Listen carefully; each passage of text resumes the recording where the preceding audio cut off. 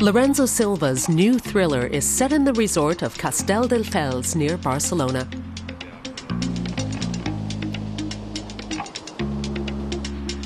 When a retired police officer is murdered, investigations uncover links to the world of drugs, prostitution, and police corruption. Lorenzo Silva based the story on real events. ¿Por qué me gusta este sitio? Pues porque habiendo sucedido todo eso. This place appealed to me as the backdrop for my novel because of the beach, the light, and the mountains. I wanted to show that people who commit crimes are no different from the rest of us. They don't stand out, they live among us, and they're very nearby.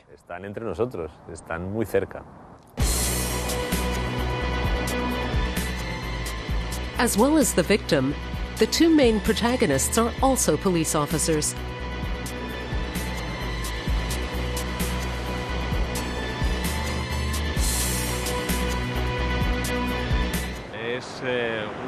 The chief investigator is intuitive and thoughtful. He can be very sharp-tongued and ironic. That's his way of dealing with a legal system that has shortcomings. He realizes that many dangerous criminals will never be brought to justice. Silva's first crime novel was published in 1998 and soon became a bestseller. A number of Silva's books have been turned into movies or adapted for television. He never runs out of ideas.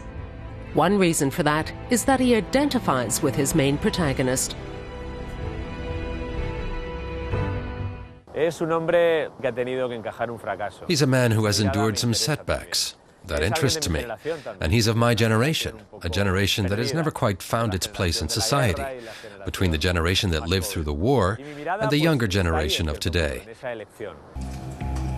Lorenzo Silva stopped working as a lawyer 10 years ago to devote himself to writing. He won the Premio Planeta Award in October. The prize is worth €600,000 and has been awarded since 1952. Back then, the illiteracy rate was relatively high in Spain.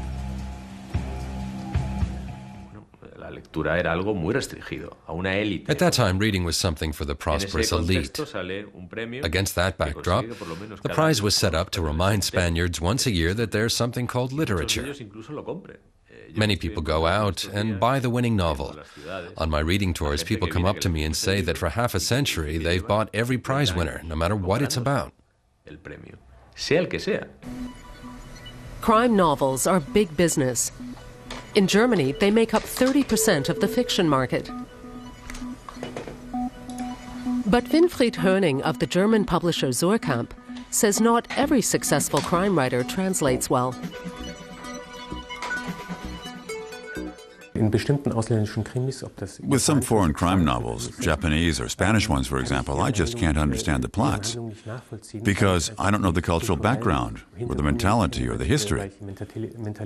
Books like that need to be explained, not to the domestic market where they were written, but for German readers.